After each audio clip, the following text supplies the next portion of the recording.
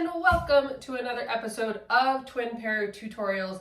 This time I am talking about how I personally select which senior does and which junior does I'm going to take to the show. I have quite a few and I certainly can't bring everyone. So we are going to go through looking at the scorecard and then applying that to our animals that we have in our herd to help us decide who gets to go to the show and who stays home. But I want to remind you first that these tutorials are brought to you by our amazing Patreons, which are other little goat nerds just like you. You guys really inspire me to keep doing this. So if you find these tutorials helpful, please consider joining us. So let's first talk about just some very practical considerations.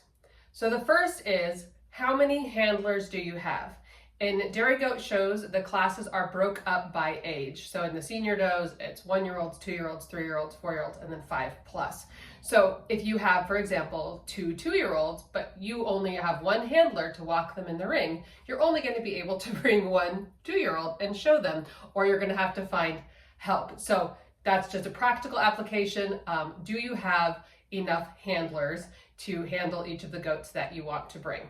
Okay, so secondly, do you have a vehicle that can physically transport all of the animals you want to bring? I like to think that my van can hold way more goats than it actually can, even trying to throw some like bucks into the mix when I'm transporting does. So I need to be realistic about how many animals will actually fit in my transport. And similarly, do I have enough time to clip and prepare those animals? And do I want to pay the entry fees for that many animals? So that's just very, very, very practical things to think about from the get-go. Now, before I sign up a goat for a show, I am going to practice walking them on a show collar at least a couple of times.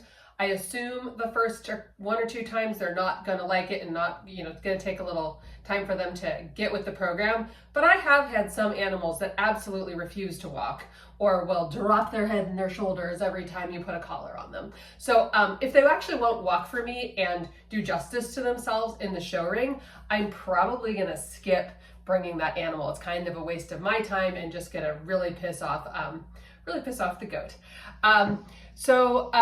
The 2 other things I would consider if you are showing a senior doe is how far into her lactation is she? If she is no longer able to put on a nice big full udder because she's been in milk for 12 months, or you're even starting to dry her off, I would not take that doe to a show. You are not going to show her to what's called her best advantage when she just doesn't have very much milk left in that udder. Or it might be that she just doesn't have very much udder this year. Maybe she had a single, maybe she had a hard birth, and maybe next year will be her year. So usually with those smaller mammary systems, I'm just gonna wait and not bring that doe to this show. The last thing that I absolutely have to do when I'm selecting who to take to the show is that I breed Nigerian dwarf, and we have a height limit. So I will go around and measure all of my goats. I have the official measuring stick. It's 22.5 inches for senior does, or does, and 23.5 inches for bucks. That's the maximum height. If you get to the show, they're gonna make you walk under that stick, and if you cannot, you're automatically out. You're automatically disqualified. So it really sucks to pay for the entry fee, clip the goat, take them all the way to the show, and then have them not even let you walk your animal. So those are my just straight out the gate practical thoughts to think. So let's now get into which senior does I'm going to bring to the show. So the most helpful thing you can do for yourself is print out ADGA's scorecard. It is broken into a scorecard for senior does, junior does, and bucks. And remember that the show scorecard is not at all the same as the linear appraisal scores. So this is different. I will have a link to this up on my Patreon, patreon.com/twinpairfarm, if you want to download a copy for yourself. I recommend keeping a copy of this for yourself at all times. So the highest number of points on the scorecard, it's 100 points total, is in what's called general appearance. I'm going to read you guys that description. An attractive framework with femininity or masculinity in bucks, strength, upstandingness, length, and smoothness of blending throughout that create an impressive style and graceful walk. That is then into smaller segments. So that makes a total of 35 points. Huge number of points out of 100, right? So, but that's broken down further. It's 5 points for head and breed characteristics, 5 points for front end assembly, 5 points for back, 5 points for rump, and 15 points for legs, pasterns, and feet. So we know right there that in general appearance, our most important category is going to be those legs, pasterns, and feet. So when I am looking at my senior does, I am going to be evaluating how straight they walk on those front legs. I want to see the knee pads when they're walking facing straight forward. I also want to see a lot of width between those front legs. You can view this when you just have your animal walk towards you. You can just even do this by just watching them walk around in your yard. So that's extremely important. Now in the back legs, I'm looking for that nice curved rear leg angulation, but I don't want a doe to be sickle hawked where her back legs are actually turning in, and you'd see that also by the back feet pointing out. That is going to be, a place she would lose a lot of points. So similarly in those front legs, I said I want them to be walking straight forward on those legs. I also don't want to see those does toeing out or not toeing out very much, maybe only a smidge. I would prefer they be straightforward, but I can accept a tiny bit of front leg toeing out. They also want to see that those front legs are tight into the wall of the body, that a doe isn't going out at the elbow.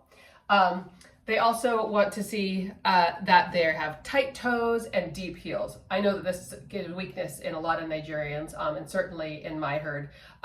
So just know that that's what they're looking for. If you don't have it perfectly, that's okay. I totally give my does exception on not having tight toes if they have everything else.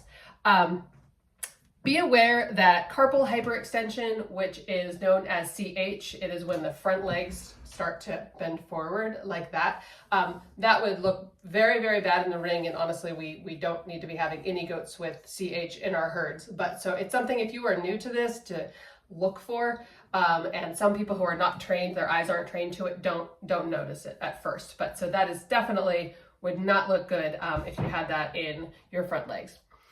Another really important quality is when she's supposed to be, walking beautifully, she needs to be able to walk around her full udder. I have seen goats be over full that normally could walk well around their udder, but they have too much milk in their udder, and they're actually, roaching at the loin and kind of waddling around their udder. That is not a good look. That is not a graceful walk. So what I like to do is I like to actually either shoot video of myself walking my goat so I can see what they look like in side profile to the judge, or I like to have somebody else walk them for me, just at home in my barn, whatever, so that I can see what they look like when they're on the move. So I can evaluate what those legs look like. So I can see if their back is level when they walk. Does their hiney go in the air when they walk? Probably not going to bring that doe to the show. We want her to look really level and smooth with those front legs tight into the chest wall, walking really straight on those front legs. That is what I look for in the general appearance of my animals that I'm selecting for the show. Okay, so that was general appearance. Let's move down to dairy strength. Long bone pattern throughout. Openness and angularity with strong yet refined and clean bone structure, showing enough substance but with freedom from coarseness, with evidence of milking ability, giving due regard to stage of lactation. This is worth 20 points. So they're going to be looking here into the neck, the withers, the ribs, the flank, the thighs, and the skin. So what we're looking for in a neck is a nice, long, elegant neck that goes into a nice, long, open body. So I definitely have a couple of those in my herd that have shorter necks, and it does play out not well for them in the show ring. We want to see that long, elegant neck. When we talk about openness and angularity, what we're looking for, what I'm going to be looking for is I'm going to be going along the ribs of every single one of my does, and I'm going to see if I can sink my fingers between those ribs. We want to see more spacing in the ribs. Tight is not good. You'll notice if you watch a judge walk around, the first thing they'll do is actually feel the ribs of your animal. So we want to feel for nice open ribs. As you get better at this, you'll also want to feel for what they call like flat, flinty bone. But if you're new at this, just know that you can compare your does. Go doe to doe, go goat to goat, and feel the spacing in their ribs. We like open ribbing. The other thing I look for is what we call spring of ribs. So that's like how far out the ribs come from the back. So sometimes you might look at a goat and you think, oh, that goat is fat because she's really wide when you look like down at her. And it's actually that she has tremendous spring of rib. Like if I put my hands on her, all of that is ribs and how far out they come. So we want to see big, wide, open ribs. That is going to play a huge part in who I decide to bring to the show. The other thing that I mentioned was skin. We like to see really stretchy skin in our dairy goats. So you'll see too that sometimes a judge will even just like pinch the back of your goat and pull it up to see how loose or how really tight that skin is. So that is something you can very easily walk around your herd, feel those ribs, pick up that skin, see how stretchy it is. It will blow your mind when you start to find goats that are crazy stretchy versus ones that absolutely are not. In that dairy strength, I'm also going to be looking for a doe that has a lot of width between her rear legs and a nice arch, ideally right up into her escutcheon. We do not want to see a narrow back end. We want to see a nice big open back between those rear legs that will fit a beautiful udder under it. When we have that big, beautiful open archway, then that doe can walk around that big full udder. Okay, body capacity. 10 points, 4 points for chest and 4 points for barrel. This is described as large in proportion to size, age, and period of lactation of animal, providing ample capacity, strength, and vigor.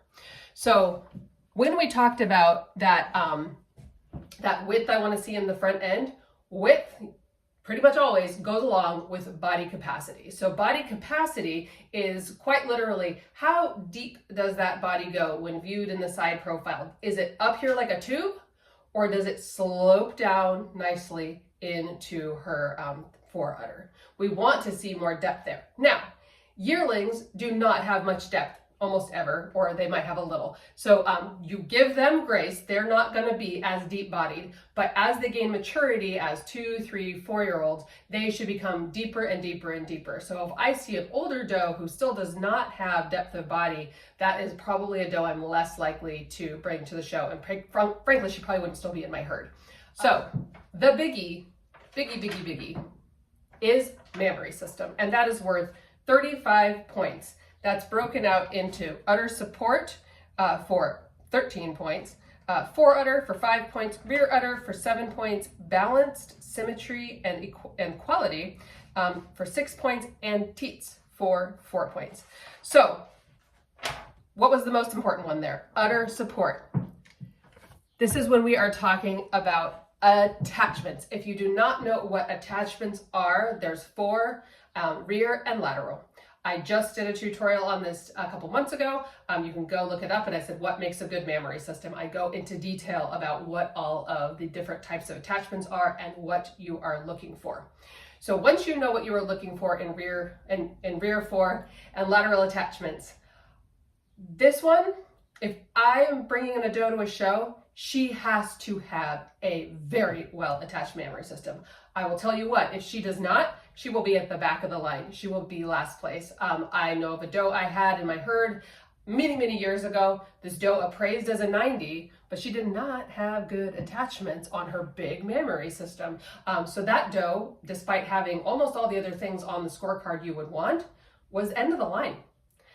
Mammary system matters that much. So you really need to make sure that that doe has an udder that essentially doesn't move when she walks. That udder shouldn't shimmy, it shouldn't jiggle, it should be really tight onto her body and not move at all. That medial suspensory ligament is part of that as well. And that is also, you'll see in my previous tutorial talking about a nice medial suspensory ligament. That said, if I have a doe who has all other attachments and her udder floor is slightly flatter than I'd like it to be, I might still go along and take her to the show because we do have the rest of those attachments. When it comes to teats, they're looking to see teats that are uniform in size, that are not on the outsides of the udder, and that are not pointed, cattywampus, east-west. They want to see teats that are either pointing straight down or just slightly forward. So let me just say, your doe will not excel in absolutely every one of these categories. That's okay. We are just going to try to pick the does that best fit this scorecard. Now, if I have a doe who has an excellent mammary system, tremendous depth of body, a long dairy neck, but she toes out a little bit, or maybe her skin isn't as stretchy, I'm still going to go ahead and take that doe to the show. She looks pretty great. And remember, that's the scorecard. You'll even sometimes see the judges doing math in their heads, or kind of like counting with their fingers to try to like differentiate points on different animals. But remember, it's really just who else shows up that day. Who wins is determined not only by the judge and the judge's opinions, but, you might be the best doe that shows up that day. Or, hey, you could have the previous national champion show up and, nobody's going to win that day. So just keep that in mind. And if you like everything else about her, go ahead and bring her. I would say start with looking at her mammary system and then go to the width, the body capacity, the open ribs, and so. So let's talk about those junior does. I'm going to select my junior does quite a bit differently than I select my senior does. I would also take anything you get in the show ring, take it with a grain of salt. I've had kids who were literally last place. I can kind of explain why in a moment, who then as soon as they freshen went up to the top of the class. I would not call your doe if you go to a junior doe show and she is at the end of the line. Honestly, it doesn't mean a whole lot of anything. I think of showing junior does as a fun way to start handling them at a young age, so that then when they freshen and you want to show them as an adult, they are kind of already more with the program and used to being shown. That's what I use my junior doe shows for. There's one of the big differences in these junior does is we don't have an udder. So we've lost all those points off the scorecard. However, we still have 100 points. So now the stakes are much higher for that general appearance, for that dairy strength. So in a junior doe, the general appearance points have now popped up to 55. It's more than half of the scorecard. And then in the dairy strength, it's now up to 30 points. So those legs, pasterns, and feet that I mentioned in the general appearance, that is worth 23 whopping points on the junior doe scorecard. So when it comes to selecting junior kids, I will not bother to bring a little doeling that toes out at all. I will make slight exceptions for that in the senior does if they've got everything else. Not doing that on those junior does. They have to walk really straight on those front legs. They have to have that really nice rear leg angulation. Now, when we go into that dairy strength, I am going to bring my whitest and deepest bodied kids. Without doubt, if I bring a doe who is, maybe she's very long, but she has no depth of body yet and she's not very wide, she might get it later, but she's not yet. I'm probably not going to bother. I am going to bring my widest, deepest bodied does that walk the most correctly on their legs. Now, I also really want to see in my junior does that same nice long neck. I still want to see those front legs tight into the body wall. I don't want to see a dip here in her neck. It can be, if I see that in a kid, I know it's going to be there as an adult. I want that top line to be a little bit uphill and to see that neck really blend smoothly into their shoulder blades. Now, with those front legs, this was true with adults as well, but I'll mention it here. Those front legs need to be directly under the shoulders. Another thing I see is people bringing in junior kids where those front legs are too far forward. Now, that's going to become a much bigger problem as she becomes an adult, but it will be scored very harshly as a junior doe because that is not where the front legs are supposed to be. They're supposed to be right there under the shoulders. You hear a lot of people talk about brisket extension. It's really not about the extension. It's about those front legs being appropriately placed. And if they are, you're naturally going to have some brisket extension. Just because you leave a kid home doesn't mean she's not going to be awesome next year. It just means she might not be ready right now. I also have kids who will go through very awkward stages. I have a doe right now who, if I had to show her tomorrow, I wouldn't, because she is going through a very awkward growth stage. However, I know that her mom went through that same growth stage, and in 2 months, she might actually be ready to show, but not right now. So if I have a pair of, let's say, twin doelings, and I'm trying to decide which one of them goes to the show and which one stays home, I will always pick the wider and deeper one.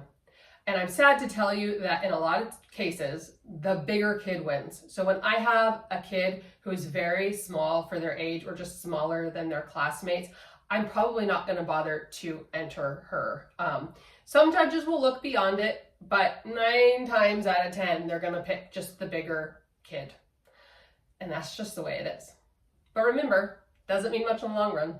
The last thing I will mention about junior doelings is that no, they do not need to be perfectly behaved. One of my friends calls it the gag and drag class. I hope it's not that. I hope you practice a little bit with your doe so she knows what to expect. And you're not dragging her around the ring, but it is completely normal for them to scream and jump around as you're walking around the ring. No judge will judge you harshly for that behavior. So my one last thought for you guys. Keep in mind that goats will change with time, sometimes for the worse, often for the better. So just because your doe doesn't have much capacity this year and this is not her year, it could be with another lactation or 2. Keep in mind that things like the weather and diet changes can affect your animals from even week to week. I have a doe that I took to a show one weekend and she did not place, and I took her to another show, I think 2 or 3 weeks later, and she took reserve grand champion. And when I looked at those pictures of her on those 2 days side by side, she legitimately looked better at that second show. She just either had a better fill on her or I had trimmed her hair just that much better. She did just look better on that show day. And that happens with all of us. So we just never know. Today could be her day and maybe it's not. Thank you so much for joining us today. I hope this gave you at least some things to think about as you're evaluating your animals. Definitely go download that scorecard so you can have it yourself. Start practicing with your animals, having someone walk them for you, or shooting a video of yourself walking them so you can see what the judge sees. And just get out there and handle your animals and compare them side by side to help you decide who goes to the show and who stays home. If you learned something from this tutorial, please consider joining us at patreon.com/twinpairfarm. See you next time.